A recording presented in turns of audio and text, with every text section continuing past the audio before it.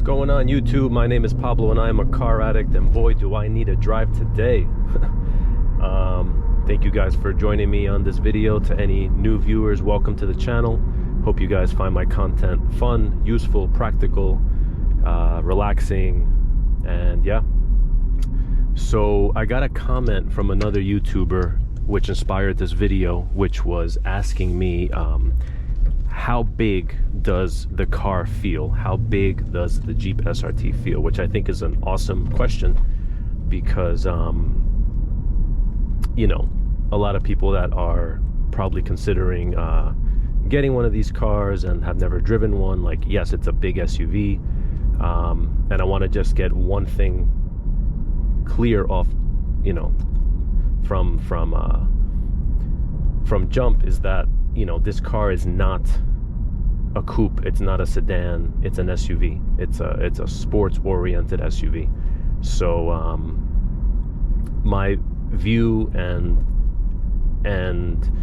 this video will be strictly from that perspective of this car being a sports tuned SUV, and not comparing it to smaller cars, just to get that out of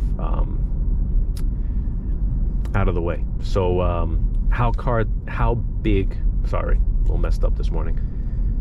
How big does the SRT feel? Like right now that I'm flogging it around town, I could definitely feel the size of it. It's a little bit, you know, not as tight. It's more comfortable. It's suited for a comfortable drive. What inspired me to look into these SRTs is that during the pandemic, I rented a Jeep Wrangler for about a month, and I loved it. I had never driven a Jeep in my life, and I was really impressed about like how it felt. It handled like a small car. It handled well. It was fun.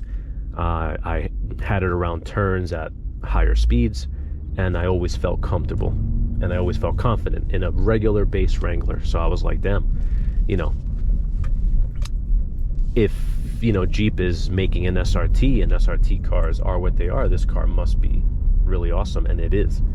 The car, yes, it feels big. It's an SUV, like I said.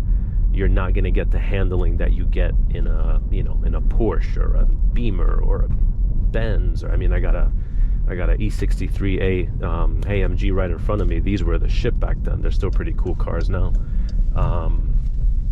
And the car itself just handles really, really well. You know, when you get it up to speed, right now I have it in auto mode. I'm going to put it in sport mode. Sport mode definitely tightens everything up. Like right now, I don't feel that body roll. You know, even taking that turn, yes, the bumps suck, but that's just New York. And the car honestly doesn't feel like a big kind of car when you're driving it. Like right now in sport mode, like I said, the car just feels tighter. It's even tighter in track mode, which for me around these streets is impossible. I'll literally break a hip in this car. But Jeep and SRT, I mean, did a phenomenal job at let's see if I can get that light up there. Yeah, Jeep and SRT did a phenomenal job at you know, making this car just really, really awesome in terms of just making it feel like you're driving a tall sedan. That's kind of how I like to describe it, and I describe it that way because I owned an E39 M5 for many, many, many years, which I loved and I adored, and I regret selling. So I wanted something to replace it that would be a little bit bigger and more spacious, but also gave me the same kind of ride, and I got exactly what I wanted in this car. Again, this car is an SUV. I have spent time in like a 2017 2018 BMW X5M, which it was super fast, stupid fast, I would call it, but you know, handling was a little different. The car is a little taller, and you definitely feel taller in the car, you know, whereas here you have more of a level point of view here in this car. In the X5M, it was a little bit taller. The turning was a little bit more body roll and just not as comfortable. And I mean, that's not to bash a car like that, because it's an amazing car in it, you know, in and of itself, but this car is just different. It sits a little bit lower. For me, it handles more predictable, which for me is a big deal, because I do like to drive fast, and I definitely don't want to feel out of control. And never once have I felt out of control of this car, especially maneuvering through these crazy highways, and, you know, driving like a maniac, quite honestly.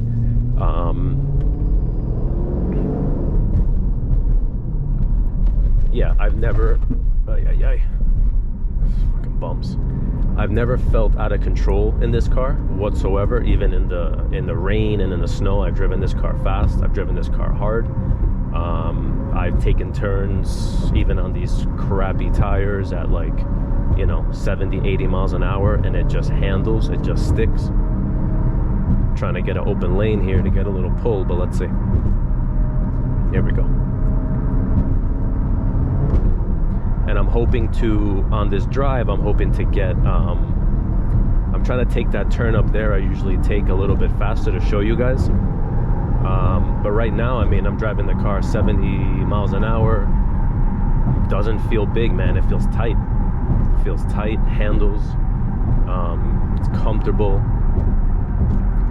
I'm not sure if any of you guys have tracked the car, but I would love to hear your experiences in tracking this car, just to understand, like, how did it handle, you know, how did it do, like, what kind of cars were you on the track with.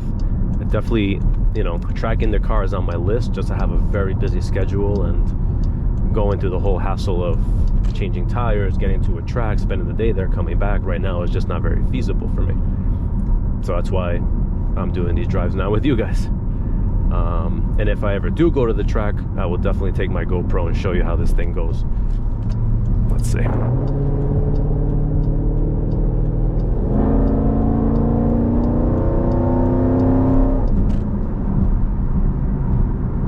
Yeah, so right now at higher speeds, you know, coming down into the car, I literally have no body roll.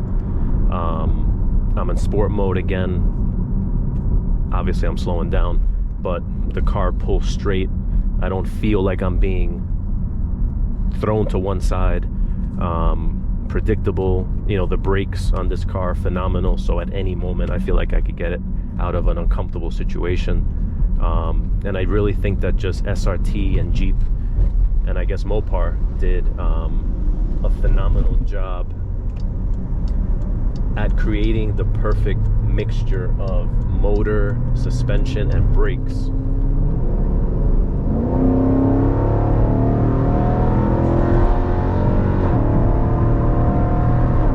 Alright, nice. At least one. Alright, out of my way.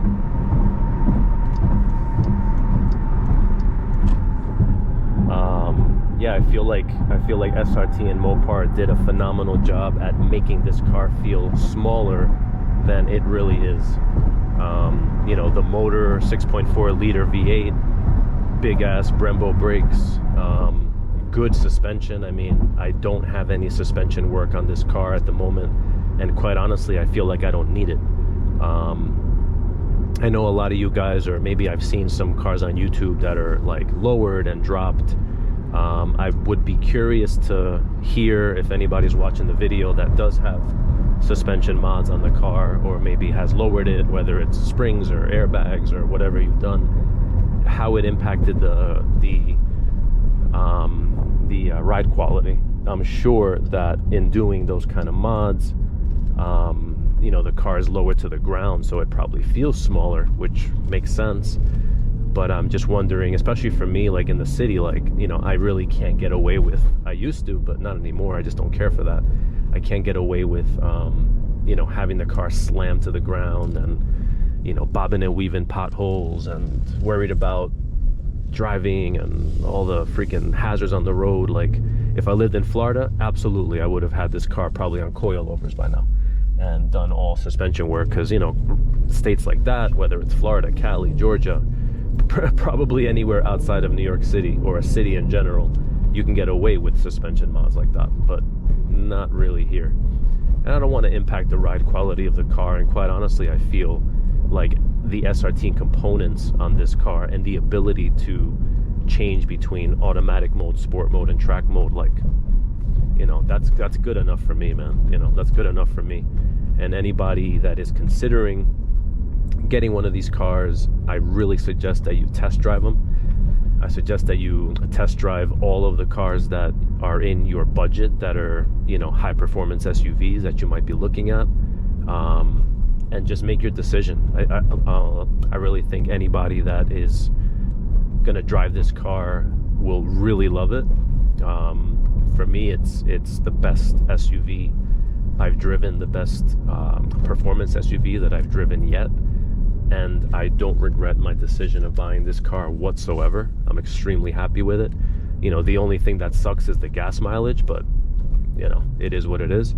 I haven't run into any service problems or anything yet. The car has 11,000 miles, so it's still a little bit of a baby. And as I mature with this car, and as the car matures with me, I will definitely bring you guys, you know, issues that I've had and how I fixed it, how I diagnosed it, where I took the car around here in the city. I know there's a couple of shops.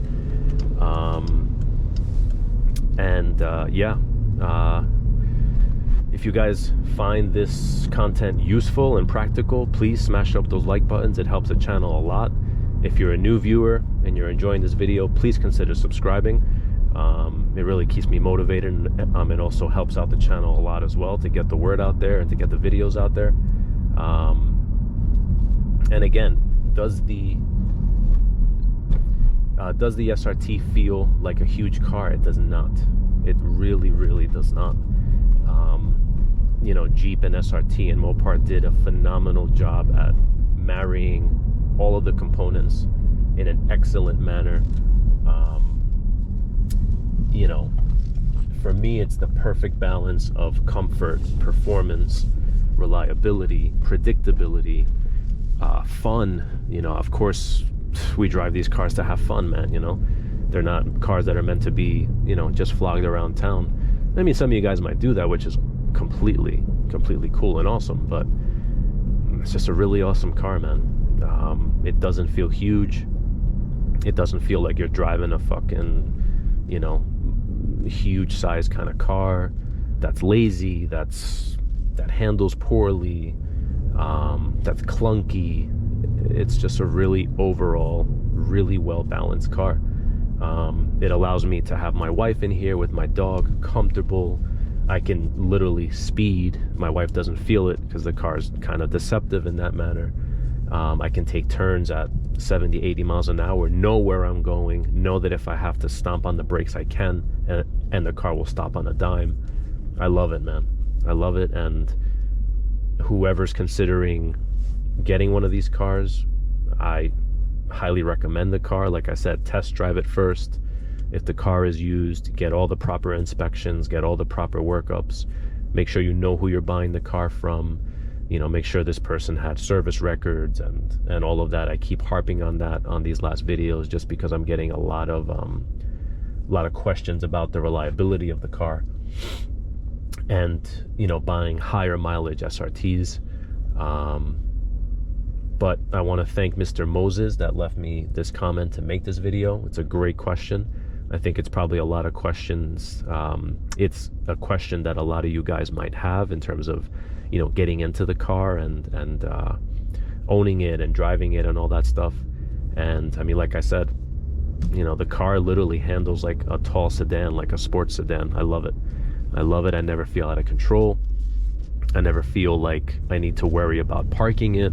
You know, it's a lot more, for me personally, it's a lot better handling than an X5M. And I know I might get heat for saying that from, you know, some guys that might watch this video like, oh my god, it's an M car and how can you say that? Whatever, that's my opinion.